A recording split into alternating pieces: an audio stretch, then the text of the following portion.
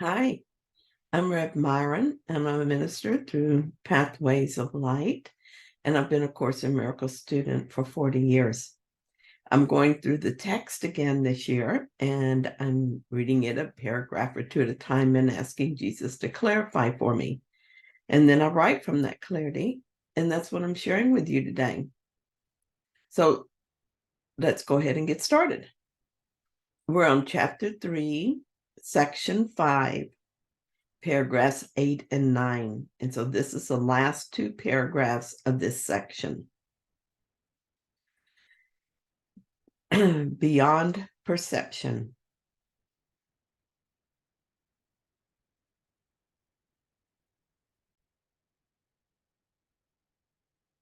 Actually, it's 9 and 10, not 8 and 9. Okay, so paragraph 9. Forgiveness is the healing of the perception of separation. See, that's an important sentence, isn't it? Forgiveness is the healing of the perception of separation. That's all forgiveness is. Correct perception of your brother is necessary because minds have chosen to see themselves as separate. Spirit knows God completely. That is its miraculous power. The fact that each one has this power completely is a condition entirely alien to the world's thinking. The world believes that if anyone has everything, there's nothing left. But God's miracles are as total as his thoughts because they are his thoughts.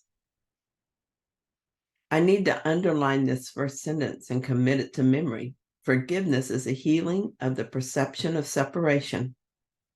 I've said before myself, and I've heard many people say, I don't really understand forgiveness. That is why when I hear the word forgiveness, I automatically translate it into undo. I chose the perception of separation. Now I need to undo this choice or choose again. Thus, I forgive my perception of what is happening to me, not or what someone is doing. In order to undo the perception of separation, I must forgive it everywhere I see it.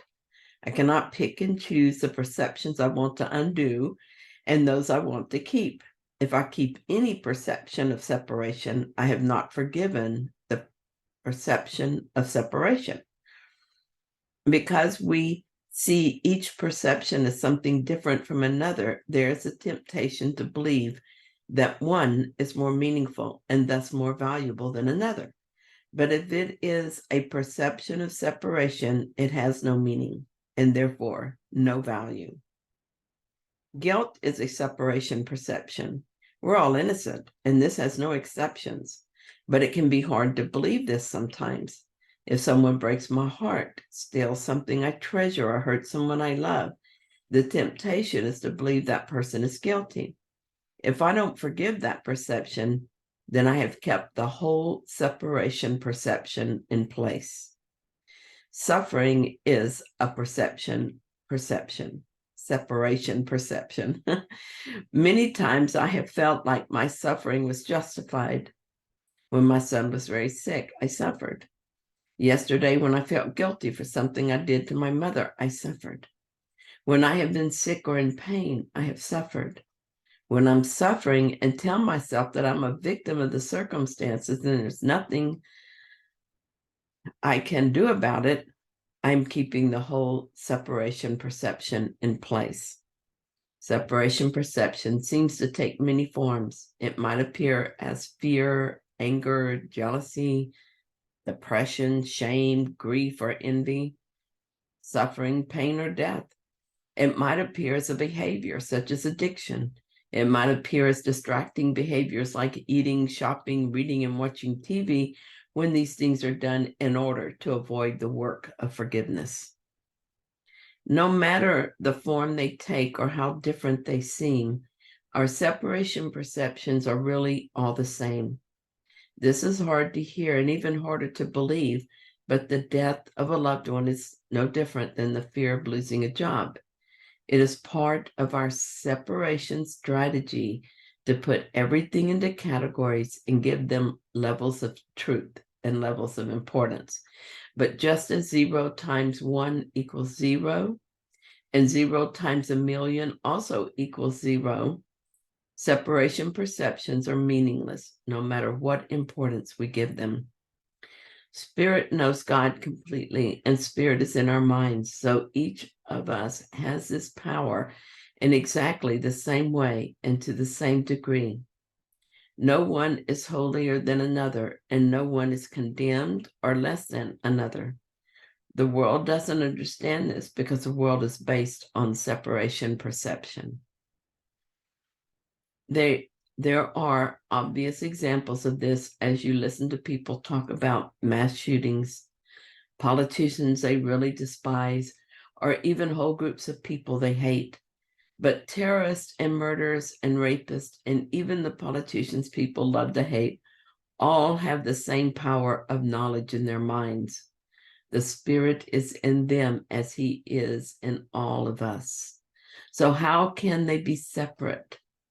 If I see them as separate or different, if I see them as outside love, then I'm holding the separation perception in place. How about the ones I see as holier, more advanced, and more spiritual than me? I know that some people are more advanced in time, but that is just temporary and not a real difference. But if I place anyone, even Jesus, above myself and make him special, then I'm keeping the separation perception in place.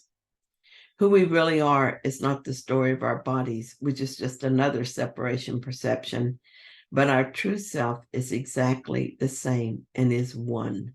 There is not one of us that is better or higher placed or more beloved or holier than another. We are each a miracle of God in exactly the same way. Give devotion where devotion is due, but reserve awe only for God. So beyond perception, paragraph 10. As long as perception lasts, prayer has a place. Since perception rests on lack, those who perceive have not totally accepted the atonement and given themselves over to truth. Perception is based on a separated state, so that anyone who perceives at all needs healing. Communion, not prayer, is the natural state of those who know. God and his miracle are inseparable. How beautiful indeed are the thoughts of God who live in his light. That's us. Your worth is beyond perception because it is beyond doubt. Do not perceive yourself in different lights. Know yourself in the one light where the miracle that is you is perfectly clear. I think I'm separated from God, and so I think I lack. I will continue to feel a sense of lack, no matter how I fill my life with things, friends, lovers, money, accomplishments, or beauty. Nothing will relieve the emptiness because it is the inevitable result of the perception of separation. I was whole, and now I perceive myself as less than that. So I naturally seek a remedy. The only remedy is a return to wholeness. I perceive myself as fractured, so now need healing. As long as I continue to perceive rather than to know, this will be true. Forgiveness is the only healing that will bring me back to my natural state. Forgiveness will allow the Holy Spirit to heal my mind and undo what I have done through my decision to perceive separation. So now I'm learning to pray differently. I don't pray to be a better person, to have more money, to help, to meet an obligation, or to meet someone who will relieve my sense of loneliness. I don't pray for a healthier body or a longer life, or that my friends and loved ones will not leave me. The only meaningful prayer is forgiveness, which is the only remedy for what ails me. Forgiveness accepts the healing of the mind that believes it lacks any of these things. Only through separation perception could I imagine that I could be alone, afraid, sad, angry, or in need of anything at all. I am whole and perfect. beautiful beyond anything the body's eyes could show me. I am what I seek. I am a miracle of God. I am his beloved son. What could I pray for if I were in my right mind? While I am in this confused state where I perceive rather than know, the only prayer I'm interested in is a prayer of forgiveness. When I pray for myself or anyone, I forgive what the body's eyes show me, and I pray for true vision. I pray to see what we are in truth, and I hold that vision to the best of my ability. Thank you so